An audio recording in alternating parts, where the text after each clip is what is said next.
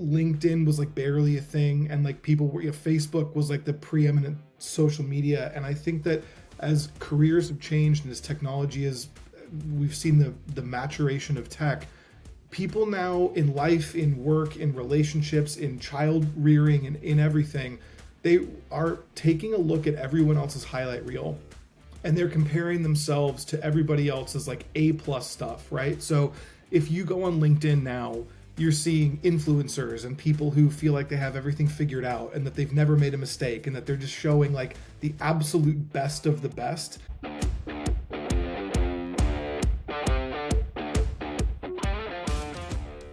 Welcome, everyone, to the 1% Edge podcast. Here, I have the privilege of meeting amazing guests and having real conversations about their journeys to getting 1% better every day. And today, I'm really honored to have Josh Klatz. Hopefully I said that right. Yes, you did. Director of Enterprise Sales and SDRs at Momentous Technology. Josh, welcome to the show. Thanks, Carlos. I appreciate you having me. I'm happy for you to be here, brother. Today, we're talking about betting on yourself and ways, or the concept of that 1% daily incremental improvement. And Josh, I'm excited about the topic. It aligns great with the whole reason I even wanted to have this podcast. Yeah. To start out with, what do you mean by betting on yourself? Yeah, that's a great question. I think for me, this is something that is really meaningful to me because it's something that I've experienced kind of directly. So many people that I've talked to throughout my career, so many people who are in professions like we're in sales and tech and things like that, there's so much imposter syndrome, and there's so many people that are really terrified to like take that leap and to kind of bet on themselves to make it work. And I think that like the concept of doing that and being able to have that self-belief and that confidence to take the step, oftentimes that's the single hardest part. And so if you can just kind of imagine betting on yourself, having that being an underlying level of confidence in the decisions that you make, it tends to make a huge impact on your life. And it's definitely something that had a huge impact early in my career and in my life too. So I'm a firm believer in it. All right, this podcast is going to be like a mini therapy session for myself. Sure. When I was introduced to the phrase imposter syndrome, on one hand, it's, people being something that they're not. Yeah. And acting bigger than they are, or whatever the situation is, which is obviously a negative. Yeah. But by the same token, I feel the imposter syndrome because sometimes, hey, I may not be seen as a leader, or maybe I don't see myself as a leader yet. Yeah. But I need to act like the leader. Yeah. Is that also, am I being an imposter when I do that? Like, how can we differentiate between the two? I think that's a great question. For me, it's 100% it's the latter. So I wish I had the former imposter syndrome where I felt like, the CEO of whatever I was doing. No, for me, it's 100% been the do I belong question, that am I worthy of this? You start to stack yourself up against other people. And I think one of the things that's been so interesting is, my career in sales started when LinkedIn was like barely a thing, and like people were, Facebook was like the preeminent social media. And I think that as careers have changed and as technology is, we've seen the maturation of tech. People now in life, in work, in relationships, in child rearing, and in everything, they are taking a look at everyone else's highlight reel, and they're comparing themselves to everybody else's like A+ stuff, right? So if you go on LinkedIn now, you're seeing influencers and people who feel like they have everything figured out and that they've never made a mistake and that they're just showing like the absolute best of the best. And if you're in a low point in your career, if you just had a bad quarter or you just got laid off, you comparing yourself to that person is incredibly detrimental to your mental health.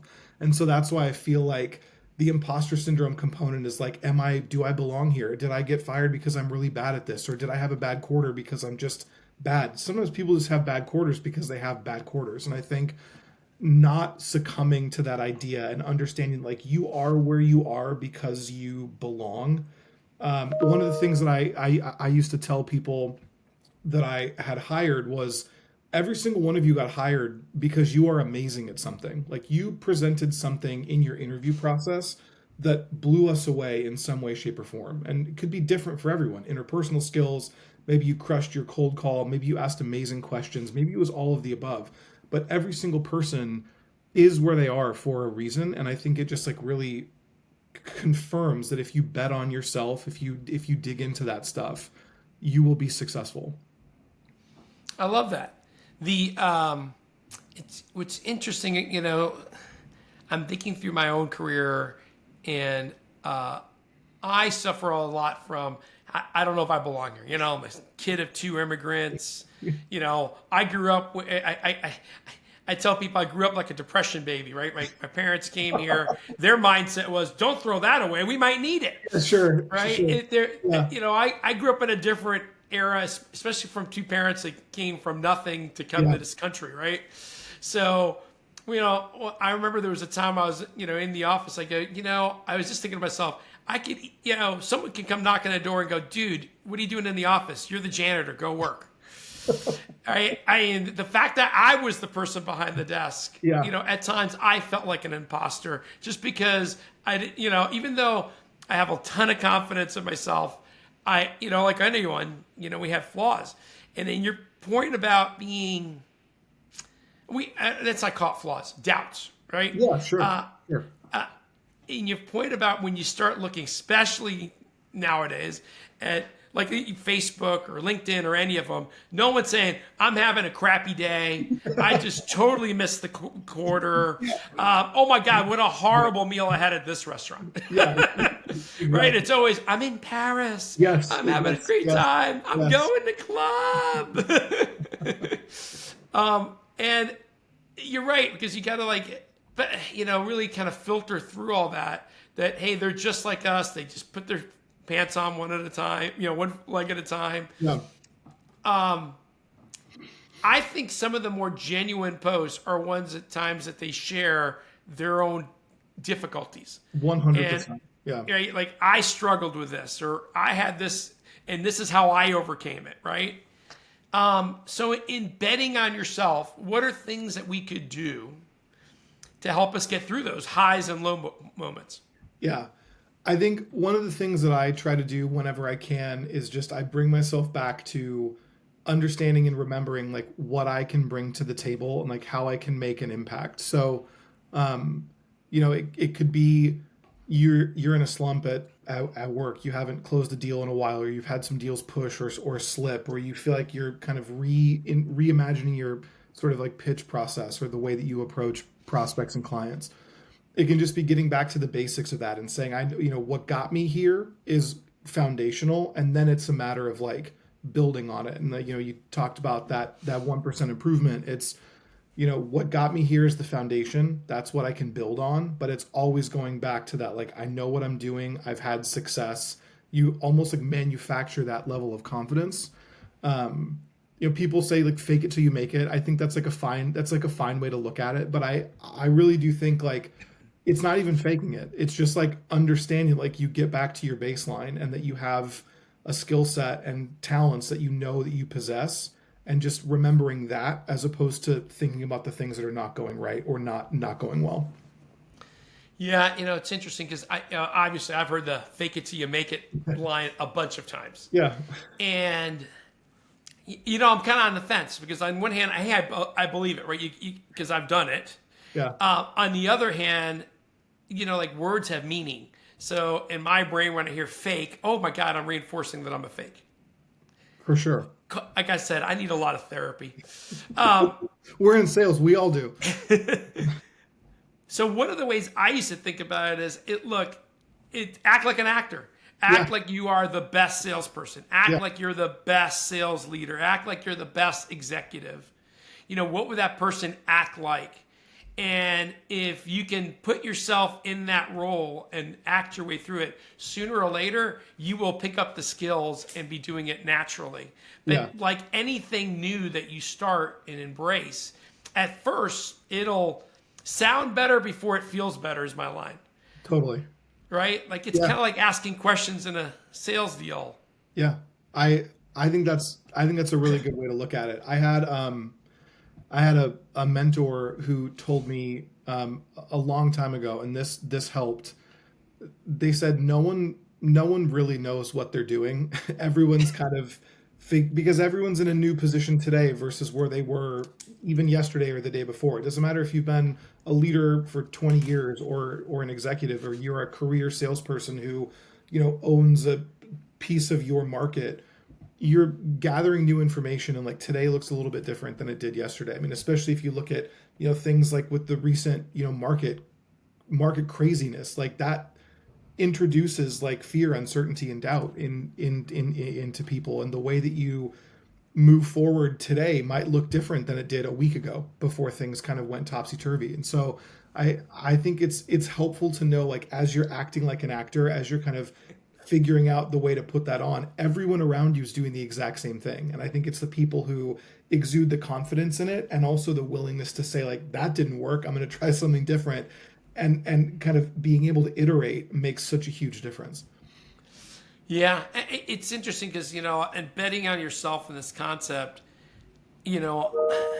on to do that effectively, you got to also be a little bit out of your comfort zone. Yeah, 100%. And now you got to find ways to deal with it. To me, my way of thinking about it was, all right, I'm going to act like the best person tomorrow. Yeah. Because I use lines, and this is not a line, it's reality. People will remember how you made them feel much more longer than what you stated or said. Yeah. So when you exude confidence, when you slow down your speech and really make a point and talk about the success of something, they're buying you as much as they're buying that product. Absolutely, yeah. All right, one little pivot there is, I think the words matter, and I'm not I have never been accused of being a very good, like my ex-wife says, I used to joke around, English is my second language. She goes, you haven't mastered any of them. So, and what I mean by words matter, since we think about sales or go to market or marketing, saying a price like list price, when you're giving someone something, that word list creates a feeling, an emotion. And usually it's like, yeah, this is what the list price says, but it's not what you got to pay. Yeah. Yeah. And in fact, if you look at research, when you use words like list price, you usually sell at a bigger discount. That's interesting.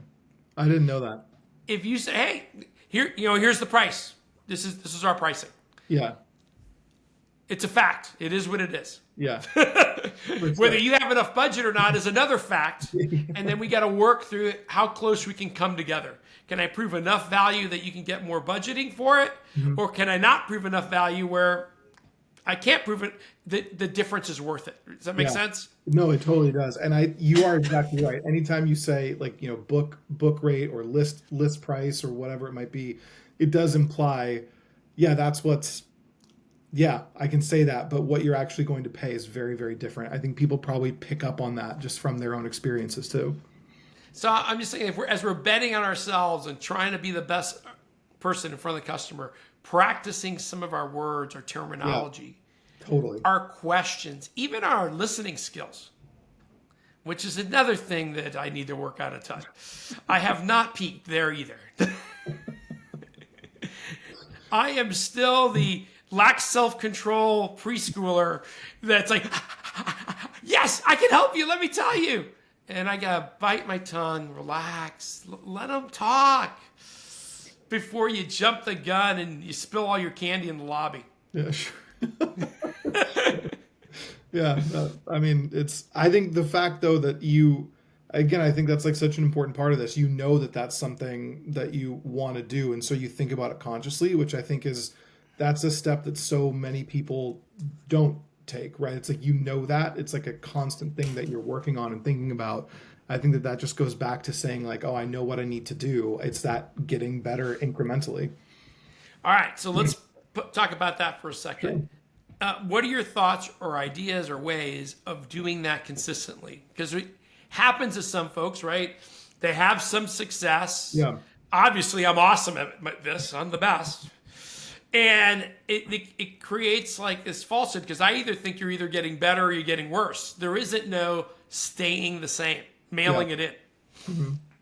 Yeah, I agree with that. I think it's like that. It's the phrase like if you're not growing, you're atrophying or you're dying or whatever, right? Yep. It's like you are going one of two directions. I think for me, the way that I think about this is like um, I try to take something out of every interaction, every conversation, every sales cycle, every experience, everything that I do with my team, every hire that I have to make, or every like hire that doesn't work out that I have to like go in a different direction. My goal is to always take something away from that because I'm big on the idea, like I tell this to my kids all the time. It's like I expect you to make a ton of mistakes. I want you to make a ton of mistakes. I don't want you to make, if we can avoid it, I don't want you to make mistakes twice. Like I don't want you to make the same mistake twice, right? It's like you got to learn from that. And I think that's so true. It's much harder with kids. It's more like I don't want you to make the same mistake 178 times. Like, just do 177, which is fine. They're learning and growing. But I think with salespeople, it's really similar. It's like, hey, you used list price, and you then the client bristled because they knew like that you're just trying to shine them on, and you ended up caving and giving them a 25% discount. Next time, let's rework the language, and like that's your takeaway. On the surface, that's not, you don't feel like I'm improving, but that is an enormous improvement if you are able to aggregate it over time. And now on the Yep. next 25 pricing calls, you don't use list price. Like you're probably going to see, 5-10% higher ACV on your deals if you change your language. That's one tiny thing that then extrapolates into thousands, tens of thousands, hundreds of thousands of dollars in revenue over the course of the next like number of deals that you're closing. So I think that's how I really try to look at it, is what can I take away, and or what can my reps take away from this experience that they will be able to apply. And I'm in an interesting position right now because I inherited a team who has incredible industry knowledge. So they are so much more knowledgeable about their industries than I can ever be. They have decades plus in their industry of experience, like actually doing the work of the people that they're selling to, as well as just general knowledge about their industry. But the sales process, the sales knowledge, the sort of like business acumen has been the part that I've really been working with on them. So my thought is like, what can we do with negotiation? What can we do with like framing pricing? What can we do with like discovery and learning and digging for pain and then referencing impact? It's like, where can we make those changes? Because if you can build a world-class sales cycle alongside world-class industry and product knowledge, then you have a magic equation that sort of prints money. And so that's really what we've been focused on. I give you one thought. For people that struggle with negotiating late in sales cycle, the first place I get them to start thinking about or looking at is what did you do early sales cycle? Yeah, totally. If you didn't do very good discovery and qualification and getting information, then you're at a disadvantage later. So, Absolutely. like, for example, somebody calls up, hey, yeah, I've used your product before. We're in this situation. I'm already sold. I just need some pricing and proposal. Yeah, yeah, yeah. Those deals usually They never never turn into, close. woohoo, I won. They never close ever. No, I could not agree with you more. I believe that deals are won and lost in the discovery phase. I think that what you find out, what you gather, what you're able to glean from a conversation with someone is going to be the single most impactful thing, because you'll find everything out that you need. Pain points, if you do it well, you're finding Yep. out pain and needs, you're finding out decision making process, budget, you're finding out who makes the final call, who else, what other stakeholders you need to get into the early demos, and like how you need to sort of cross sell throughout an organization. I could not agree with you more. Yeah, the other little segment of that, and I've done this for clients, I took a client's sales stages and they Hmm. had qualification at the beginning. And I do this whole line. I go, you're actually qualifying it throughout the whole thing. throughout the whole Right? deal. Because this idea, it's like we don't do like one magical discovery session and we're done. New people come in. We get to meet the decision maker, economic buyers later, sometimes in a sales cycle. We don't sometimes meet them early on. And if we do, they're bringing in new information in a deal that we need to requalify. Right? Is this the right deal for us? Do we need to change our strategy based on this new information? And sometimes I think reps get single threaded on close, Yes. which is the last thing anybody wants to be closed. Yes, totally. Everybody loves to buy, but they hate to be sold. You got it. That's Yeah. 100%. Yeah. And that's why I try to get people thinking about reverse timelines from when do they need to have success? What outcomes or results do they need? Go live might need to happen before that, Yeah. but it is not the end. Yeah. And then work it all backwards. So the close date becomes a natural outcome of them getting what they want, not a natural outcome or unnatural outcome of our quarters. Yes. That's a really, really good way to look at it for sure. So it's kind of thinking through the whole side. All right, one other aspect of this, and you mentioned mentors earlier. I think the people that we surround ourselves with and listen to affect our performance a lot as well. What do you think about that?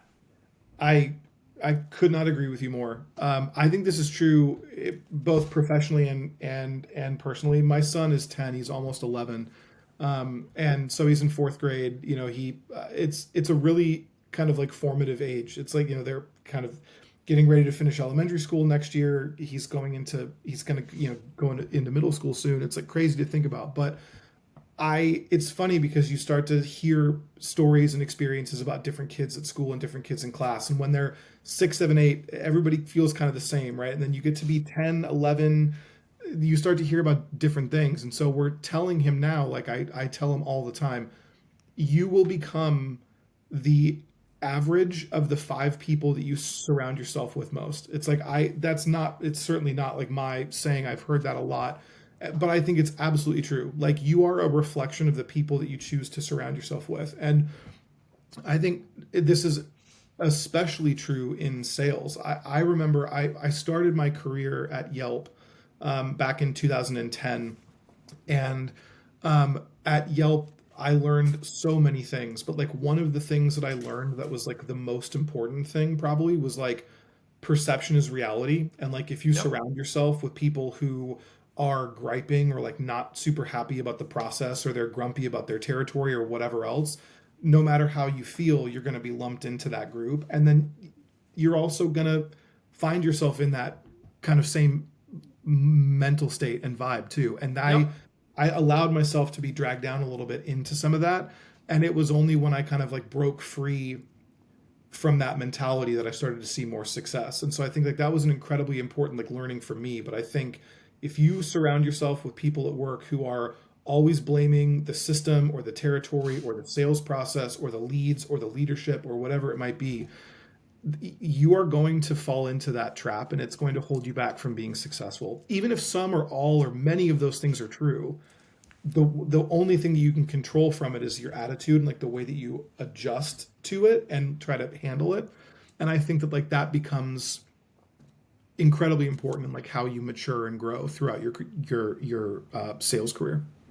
I couldn't agree more. It's I've been doing what I've been doing a long time, and when I first got into this business, I thought that the B and C players, they're going to love me because I can offer them the most improvement. Yeah. A players, to be honest with you, scared me. Right? They're probably better salespeople than I am. They've probably experienced more success than I have. Yeah. You know, what can I possibly offer those folks, right? What I found, it's completely the opposite, and it all comes down to kind of their mindset. A players are constantly looking for the tweak. How do I stay ahead of the game? How do I get better? How do I do this more efficiently? Yeah. And that's what makes them A players. They're looking for the incremental change that you talked about earlier. Yes. Yeah, that's their mindset. The B and C players are the ones that are, I've been doing this for 10 years. I know what the customer's going to say before they talk. I go, God, all customers love to be told what they're going to think. Yeah. Must be nice to know. Yeah. And it's, so it goes completely the opposite. A players are usually the ones that have like the best compliments, like, hey, I learned this from you, or this is a different way of doing it. I'm going to try this in a different sequence, and I'm going to let you know how it works. Where, you got the other side of the coin, which I call the excuses. And this kind of goes back to your thing about who you surround yourself with, because I was just telling this to my cousin about a month ago. And I was like, dude, I don't make it sound like you want to surround yourself with a bunch of rich people because that way you'll be rich. But if you want to surround with people that encourage you, that make you the best you, that inspire you to be the better person, right? And yeah, they might be wealthier or not. They might be a customer or not. Like I have folks that I surround with that have never been a customer, but they think the world of me, and they always make me feel good and encourage me. And I really value that. Where the other side are the complainers that the world's coming to an end, the stock market's bad, it's always someone else's fault. Yeah. And by the way, they might be right, but I just can't choose to wallow in the uncontrollables. Yeah, that's exactly right. And again, I think it sort of comes full circle. It's like what we started talking about. It's like what you believe is ultimately what ends up happening. Like if you think that it's the worst and like you're going to ride it down to the bottom, you're probably going to find a way to do that, whether you intended to or not. If you believe that you can work through it, if you can like kind of believe that you'll get through it and you'll find a way and you'll be creative and you'll scrap if you have to, you'll be amazed like what kind of comes from that. And I think that that's just, it ends up being like a very holistic look at sort of like your life and career and everything else. But the mental component is like the most important thing. And I think you're exactly right to surround yourself with people who lift that up rather than, tear it down. I can't remember the author's name, but the book's called Grit. I recommend it because it's exactly that. Yeah. Having a belief that you can get better, that you can overcome, you just have to find a way to get there is the differentiator with people that succeed and survive and those that don't. Yeah, I completely agree. When I moved, my wife and we moved to Phoenix in 2010.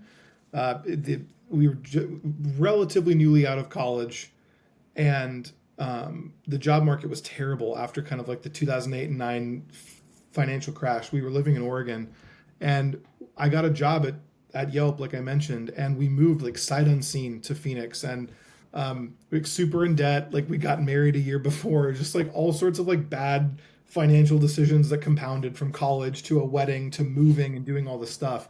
And I remember just thinking to myself, like, we're going to make this work. Like I'm going to make this work and it's going to happen. And it like, despite the challenges and like some of the mistakes that I made, it's like, I walked out of that experience, like from Phoenix 11 years later, like in a completely different position in my career, in a place that I never imagined I could have ever been. And I think like so much of that is a result of just like sort of refusing to ever concede that like it was not going to go a way that would benefit me and my family and everything else. And ups and downs and challenges and stuff like that aside, tons of mistakes that I made, but I think like the end result ended up being incredibly positive, and I attribute a lot of that to that just mental focus on you can do this, you will do this, and like here's how we're going to try to figure out how to do this.